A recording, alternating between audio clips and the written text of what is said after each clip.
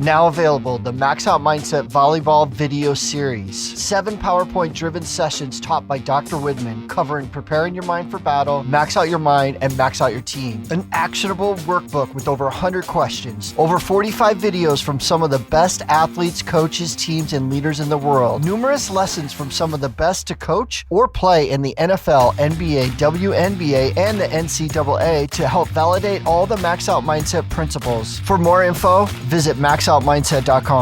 Welcome to the Max Out Mindset podcast with your host, Coach Jess. Jess serves as an elite mindset coach to Division I, high school and club athletes, teaching them elite mindset skills, such as confidence and composure, to put them in the best position to max out when it matters the most. Hey everyone, it's Coach Jess here, and welcome to the Max Out Mindset podcast. It is our goal here in 2023 to bring some of the best guests as elite Division I athletes. And I have a pleasure today of introducing one of my favorite people, Jaiden Centeno. She's from Omaha, Nebraska, and she grew up playing high school and club volleyball. And as a Division I athlete, she just finished her career this fall. And I'll let her kind of share the story, but I believe she is a true example of what it means to be high level, but also to continue to be that teammate that increases her own confidence, but her team's. I met Jaiden in 2016. Way back when, and I was a coach at Millard West High School there in Omaha. And I think, Jaiden, were you a freshman or a sophomore at that time? I was going into my sophomore year. Okay. So what we're really bringing you back is to the beginning. I think Millard West was maybe 8 or 9 years straight to that state tournament. Jaiden had earned that libero jersey as a true freshman, right? Yes. And one of the reasons why Jaiden chose Millard West, I'll let her dive into that, but she encountered a really crazy, injury during her sophomore year. And so, Jaiden, I want you to kind of take us back, and I want you to explain a little bit more about how you started playing your career in volleyball, what led you to Millard West. And then I want to make sure we run over, what happened that sophomore year and that injury, and how you gained your confidence and really still pursued your goals as a Division I athlete. Yeah. So I started how most kids start, with the YMCA. Did my parents think I would ever go any farther than the YMCA? No, not at all. I was the most timid little kid out there. I would stay in my bubble, and I was like, I'm not going for that ball. I'm not going for that ball. I'm staying right here. And so, I played YMCA. My mom was the coach, so she was pretty hard on me and would yell at me. But they didn't think it would go any farther than that. And my dad was always like, Jaiden, you gotta be more confident. You gotta, go out there and show them what you got. And I really didn't do that until I would probably say the end of my high school career. But I ended up, playing in high school, and I wanted to go to Millard West because I thought that gave me the best opportunity to play in college. I think the public school was really good for me because you get to see just a bunch of athletes that you might not have played with or you have played with. And I did play with a couple girls from club. So I felt very comfortable going to Millard West and knowing people. So that's why I chose Millard West. But I also loved the coach, Joe. He was the assistant when I first got there. He was not the head, but as I went into my sophomore year, he became the head coach, and he was just one of my favorite coaches. And I knew that I would get better from him. Then yes, I did. I had a hip injury my sophomore year. I tore my labrum. I had a fractured femur. The head of my femur bone was fractured, broken cartilage. And I truly didn't think I did anything to my hip, but we went and got an MRI, and they were like, you need hip surgery or it's just going to get worse.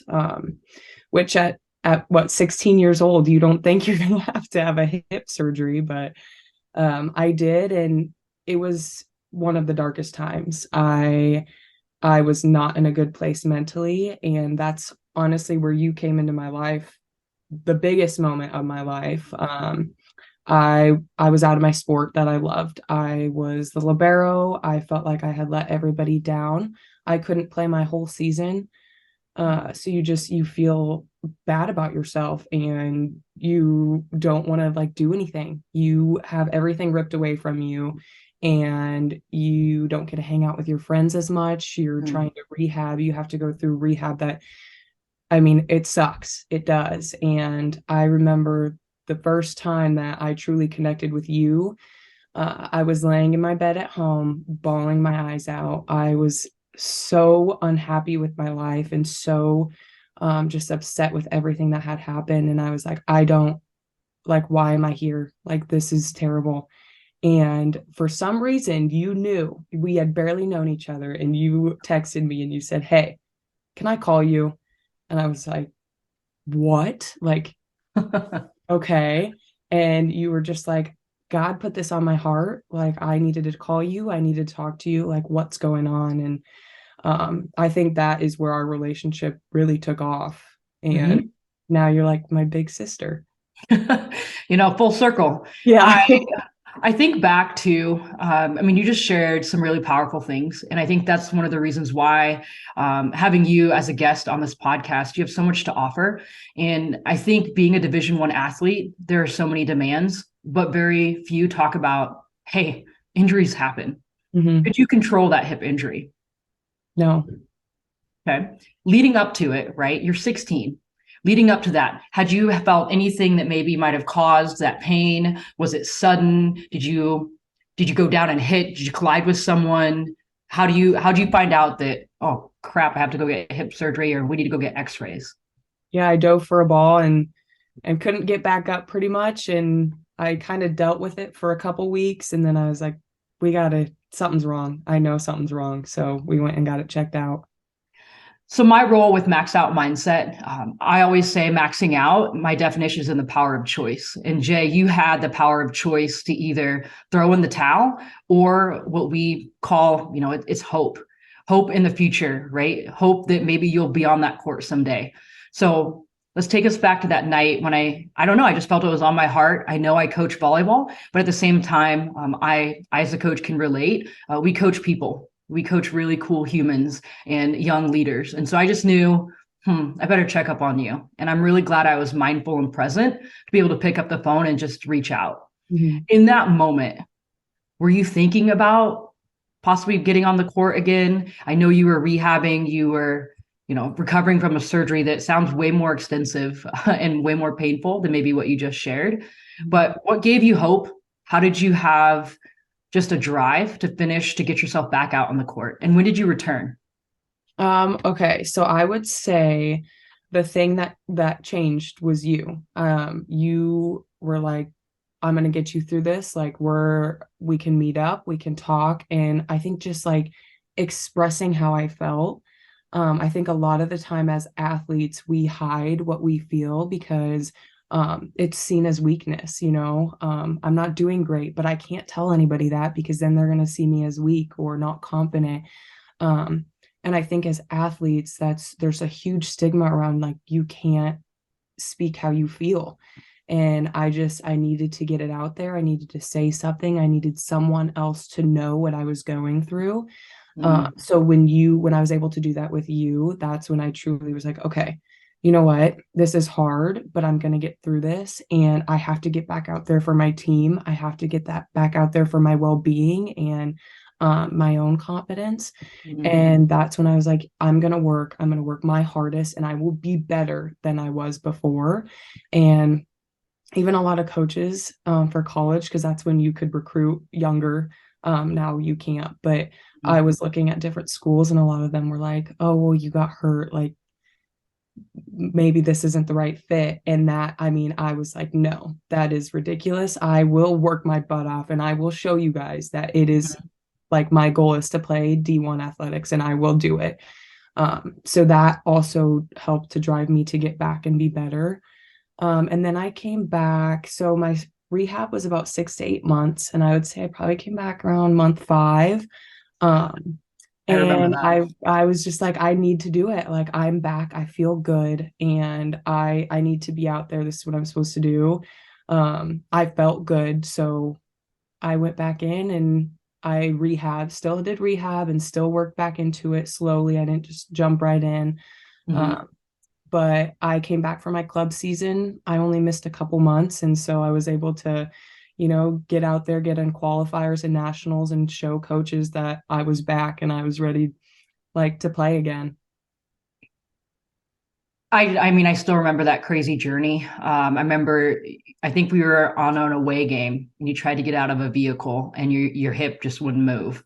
Mm-hmm. And to hear you share that again, it kind of brings me back to those moments of one, pain, two, there's nothing that we could do to help you physically heal that, but you had to be brave and you had to embrace this journey. And I think, Jay, there was a moment where you could have gave up, but it sounds like, thankful to an external coach, a mindful, right, coach that was able to. I know Joe was there 100% too. Mm-hmm. So I give a lot of credit to him, but understanding that the mental health stigma, you are spot on. And so I'm going to read a couple of stats to you. And I'm just curious if you agree or if you're like, wow, that was higher or lower.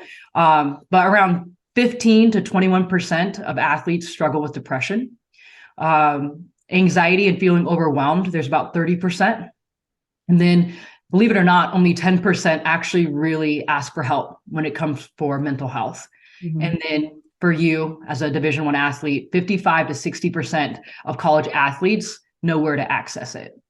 So let's just go back to sophomore year of high school. If a coach didn't reach out to you, do you know where you could have accessed help, or maybe someone outside of your parents to help you out on the journey of maybe with that mental side of things, overcoming, embracing the struggle? Where else would you have reached out to if I didn't reach out? In high school, I would not have known. Okay. I don't know who I would have reached out to. Social media? Maybe. Okay. Friends, but Great. If it weren't for parents and you, I mean, no one taught us. It wasn't a thing Back then? Yeah. Okay. Well, I think the reason why is more often than not, these stories, and for you to be vulnerable, I thank you for that. And I know too, when you think back, did you ever realize your overcoming injury would help a lot of other people? No, I mean, it even helped me, and it can help me help other people. Right. So I think my big thing when it comes to injury is that your main message is you're not alone. Mm-hmm. Reach out to coaches. How was your relationship with your PT? I bet there's moments where you just wanted to give up. There are moments where you felt like you couldn't do it. How did you overcome and dig deep those moments where it's a lot of pain in order to get stronger and to get back on the court? How'd you get through that? I really just remembered the things that I was working towards. Okay. So goals. Goals, setting a goal. And if you remember, that's what you're aiming for. And no matter what, no matter how small the steps are to get there, every day is meaningful. And I would go to PT, and there were days that I would cry. There were days that I didn't want to go. And my PT was like, you have to, you're doing it. You're going to do it today. And you got this. And that was huge. Okay. Well, that sounds like it's part of that elite mindset building blocks, right? Goals. We teach SMART goals. So specific, is there a measure of success? Obviously you can achieve it, and it might just, you need to win the day, right? It's relevant to your sport. And then there's a time, there's a buy win. You needed to get PT done by a certain time so you could be back. Were you back in December for club, or was it January? Do you remember? I would say January, end of January. I started getting back into it. You went down in September that fall? That's weird that I remember. Oh, yeah. Okay. So fast forward, that's high school. All right. That's your sophomore year. That's recruiting. That's a big year. And so if you don't mind, I know your story is special because you have an opportunity where you committed and then you ended up finishing at a different school. Recruiting for you, did you feel lonely? Did you have confidence, right? You might have experienced a lot of praise or a lot of rejection. How did you keep your confidence in who you were coming off of an injury, but also facing rejection and then finding that one school where you wanted to call home? Yeah. It was hard. Like I said, a lot of schools were like, well, you're injured. That doesn't look good on us, and would drop me. And that's the reality. That's what happened. But I think that everything happens for a reason. And clearly those schools were not meant to be. But they did push me to want to be better. And so I came back even stronger. And recruiting was awesome after that. I mean, I had great relationships with coaches. I felt like everything was great. I pretty much felt like I could choose where I wanted to go, Mhm. which was great. It was awesome for me. But it took a lot to get there. And I think that if I wouldn't have gotten hurt, I wouldn't have the drive and the passion that I did, to go play at a high level. Now, I chose the place and I spent 2 years there. But for me, mentally, I still didn't feel like I was at home. I Mhm. was away from family, not super far, but I think it was a hard transition for me. I didn't think I would struggle with leaving my friends and my family, but I realized that when things aren't great in my life, those are the people that I turn to. And Mhm. I needed to be back in that place where I could have my friends and family by my side. And so I chose to transfer, just for my own mental well-being. And I think the part that sucks the most about it is now everybody just sees, oh, they're transferring, like they gave up this, they're Mhm. not playing. All these things about the athlete that might not even be true.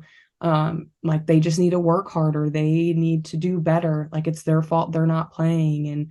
And for me, I did get to play my freshman and sophomore year. I played DS, but I wanted to play libero. That was always my goal. But I didn't play libero at Iowa State, and that wasn't the reason for me transferring. And I think that's the Mhm. hardest part, to look at athletes and know that all these outside sources are thinking these crazy things. And that was probably the hardest part, was people being like, she gave up or she's not good enough. And so I transferred. I came home and I ended up earning the libero spot, and I had the best 2 years of my life. I was home with my family and my friends.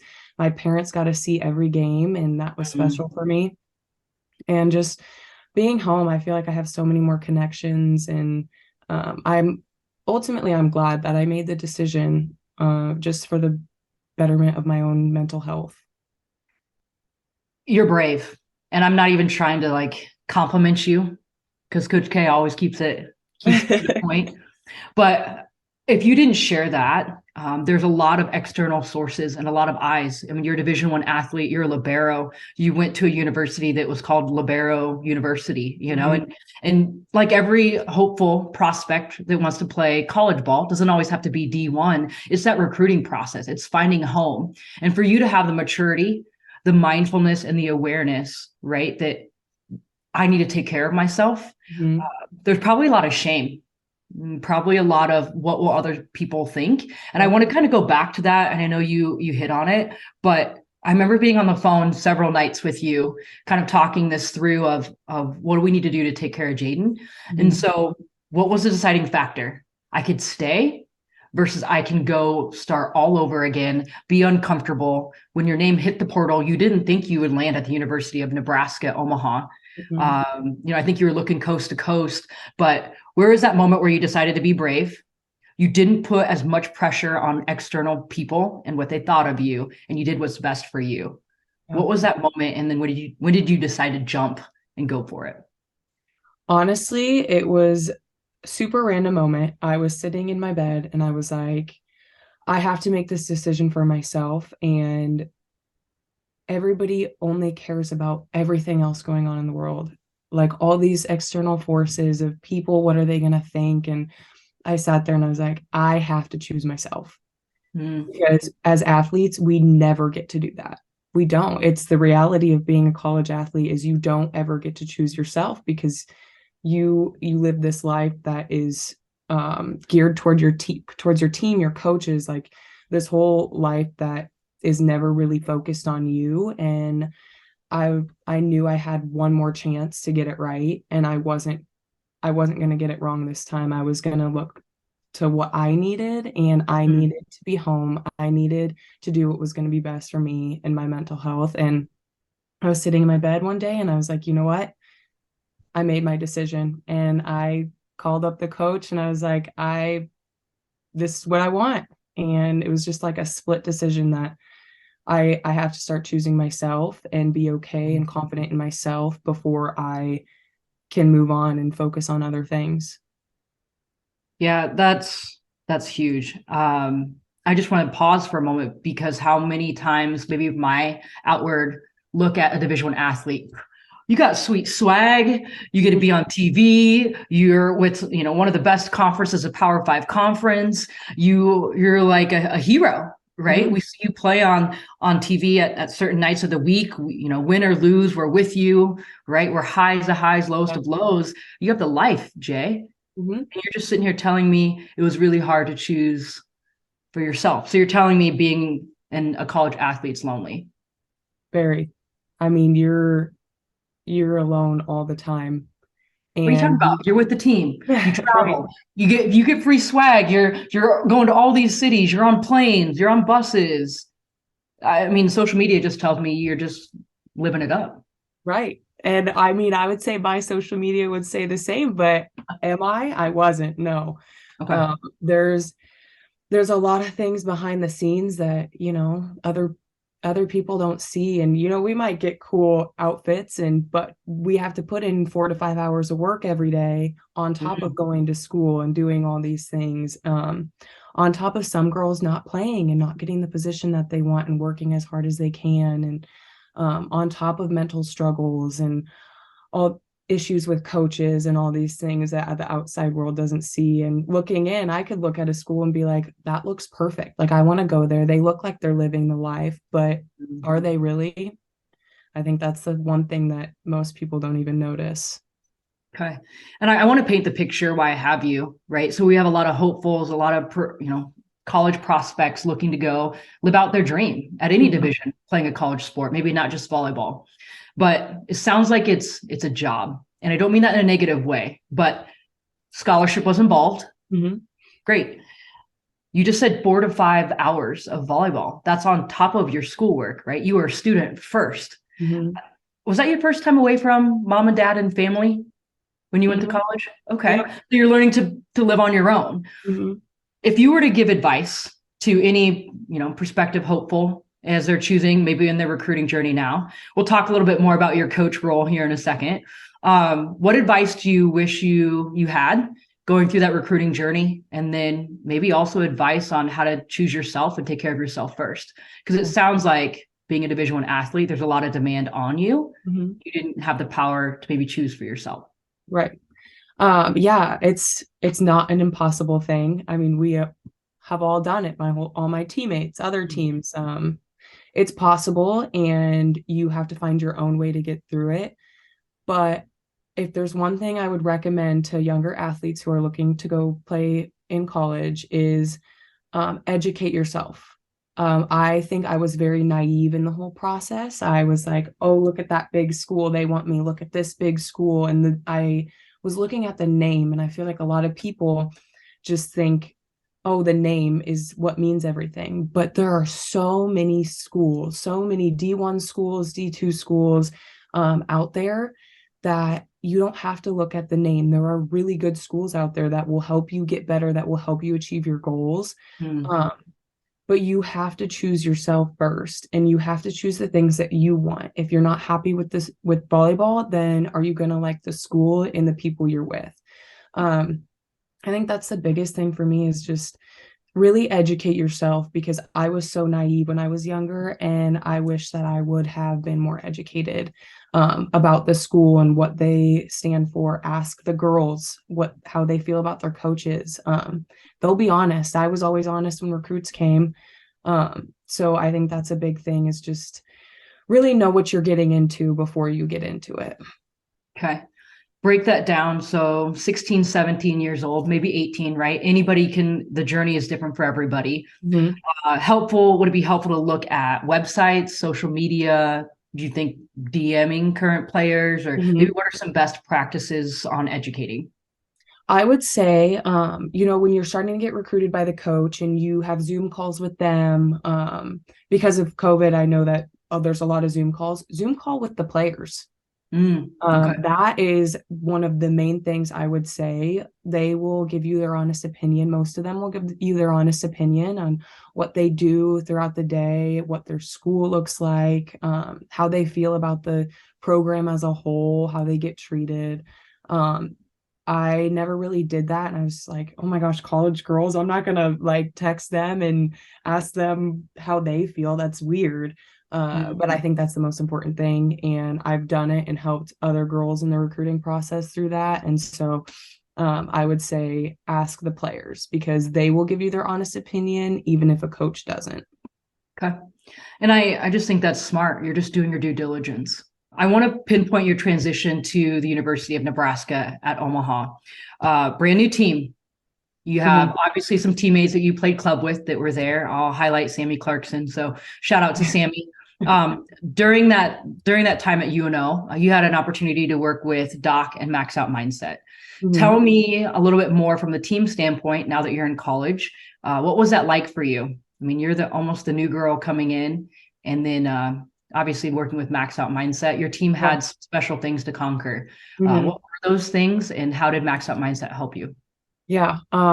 So coming to a new team was weird, but the great thing was I knew pretty much everyone, I would say, except for like the seniors. So that was a little like harder for me because I didn't really know the older girls, but I mean, I pretty much knew everybody else, which was awesome. It was great to play with one of my best friends again, and then also girls who had played at Premier. So the switch was actually pretty easy for me.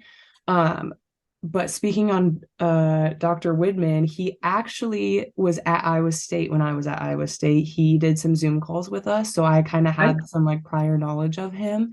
You can't get away from him. No, you really can't. So my first 2 years, we did some Zoom calls, especially during COVID with him, and just kind of helping us like navigate through the time, like those things. And then when I transferred, they were like, oh, we're going to do something with Dr. Widman. And I was like, wait a second, I know who that is. And then he started working with us a lot. And I would say that was a huge part of our success. We set goals and we did something that the program had never done before. And we set a culture that was completely different than the past few years. And just to have Widman like be there and help us just mentally and get through these things and like the hard times. I mean, it was hard. You are practicing every day for something that you're striving for at the end of season. Just stuff that you got to push through. And I think that was one of the biggest things that helped us, especially me mentally. I struggled my senior year this last year, and most of the time what got me through it and helped me get out of those hard times was Dr. Widman's strategies and the things that he helped us with. Okay. Strategy, if you don't mind me, I know obviously there's certain things that need to stay private to that team, and it's super special. But for you, like, is there a strategy? We teach the 4 C's, right? Commitment, confidence, concentration, and composure, those things. But what for you, you talk about working with Doc, what strategy helped you personally in building your confidence? I would say, so composure was one of my like highest strategies that I am like very good at naturally. And so that helped with my confidence because I personally think those were the 2 most important for myself. Because being a captain, I felt like composure was much needed for my team. So that's what helped my team. But confidence was what helped me the most. And so the strategies that really helped me were self-talk. And I could have told you like 4 years ago before Widman, self-talk, like, yeah, whatever, I get it. Like, I need to be nice to myself. But I did not realize how much of an impact self-talk would have on me until my last 2 years when Dr. Widman helped us with it. So self-talk was huge for me. And then also visualization and film. That was like really big for me to get out of. I kind of had a rut, and to get out of that. Dr. Widman had kind of talked to us, and we had just a meeting about like what each other needed and how were we going to get out of this. And those were huge things that were just for everybody, that helped everybody. So you're telling me, as maybe an 18, 19, 20-year-old, it took you that long to understand how important self-talk is. You can't tell me we weren't talking about this when you were 16 years old, Jaiden. Yep. I know. And it didn't take till my last 2 years of college to figure it out. Yeah. And I'm thankful for Doc, and I'm thankful for his leadership. And if we think back, right, like 50,000 thoughts go through our brains on a day-to-day basis. And I know Jaylee Winters, former athlete at Creighton, right? She kind of shares a thought of, it's kind of like if you talk to your best friend a certain way, it's the same way you need to talk to yourself, Mhm. right? And I know you were libero. That's one of the most demanding positions in volleyball. Can you maybe share, if you don't mind, like top 2 or 3 things for your self-talk that you did in the moments of chaos, pressure, failure? What was your self-talk like in those moments? I will say the biggest thing was telling myself I am the best player. I am the best passer. I When I said it, I did. And it took a while. I would say when conference started my senior year, I was in a rut.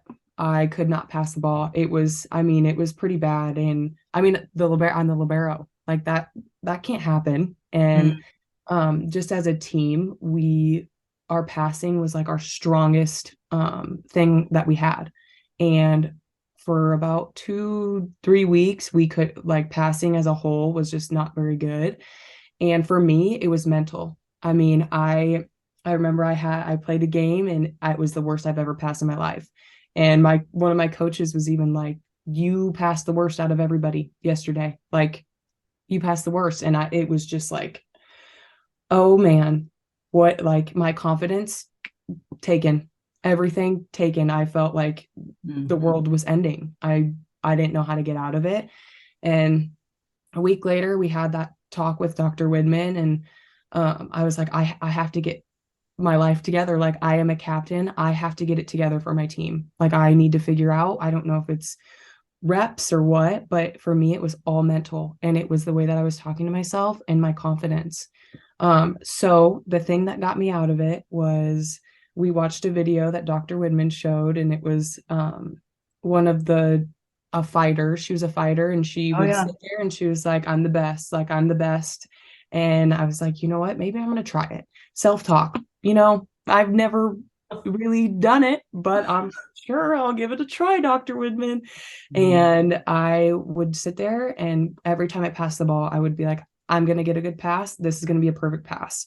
And then after that, it was like my self talk of that was a bad pass. That sucked. That was terrible. You're terrible. That wasn't even in my head anymore. It was all just, I'm going to get the next one. I'm going to do this. I will be better. Like all these things that you change one word and it can change everything. It'll change your whole mindset. And then I finally got out of it.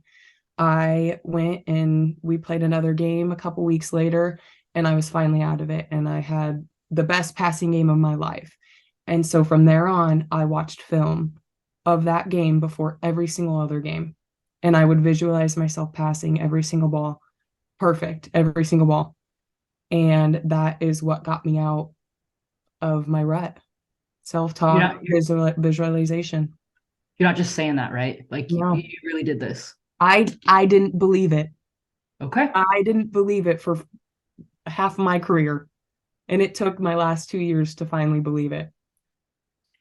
It's really great is that you were in that moment, and I feel like I'm in that moment with you, right? And you're just like, I've got to change. Mm-hmm. And you just said, I've got to change and be the best or be better for my team. Mm-hmm. And that right there, Jaiden, I think as much as I want to just punch you for, waiting so long, I like your vulnerability, and just our audience needs to hear that. Yeah. Did you get it perfect, right? Did you try it the night before? Did you get it perfect the next day? No, it took Oh, weeks. okay. Okay.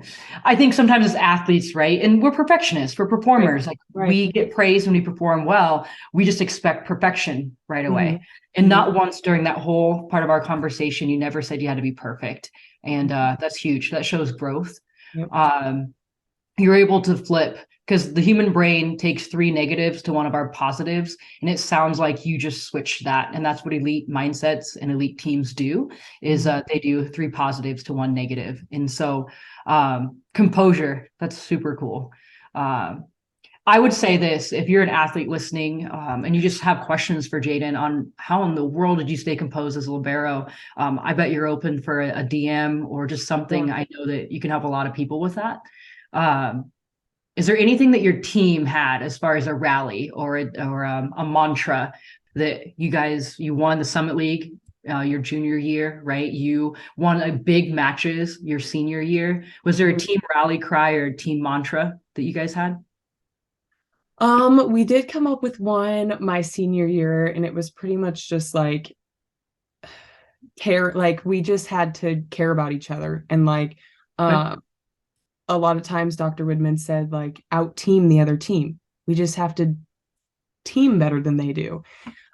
So that was huge for us. And just we always said we're a team that actually likes each other. And I think that was huge for us. You're asking how many were on the roster? 12. You're asking 12 girls from all different various backgrounds to be a team. That takes a lot of effort, a lot of selflessness, and a lot of intentional work. And we all laugh of like, oh, we're actually a team that likes each other. I think some listeners are probably, oh, that's funny. Yeah. Reality is, though, it's hard. It's hard work. There's a lot of teams that, you look across and you're like, they are against each other right now. And to actually have a team that everybody likes each other is honestly kind of rare. Okay. No, that is great stuff. I feel like we could talk forever. And I think this is one of my favorite things.